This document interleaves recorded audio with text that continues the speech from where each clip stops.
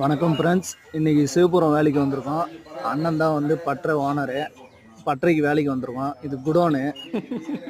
தேக்கு மரம் சேர் சொல்லியிருக்காரு.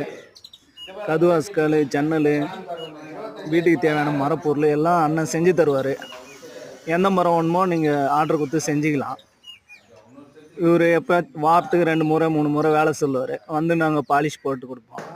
பாலிஷ் பண்ணி சேல்ஸ் பண்ணுவார். இதுக்கு அண்ணாண்ட வெளியே மரம் அறக்கிற பட்டறை இருக்குது. இது குடோனு, மரம் குடோனு. அதை மெட்டீரியல் எழுதிங்கிறோம். அது சீலர் போட போகிறோம். சேருக்கலாம். கேக்கு மரம் 8 சேர் இருக்குது.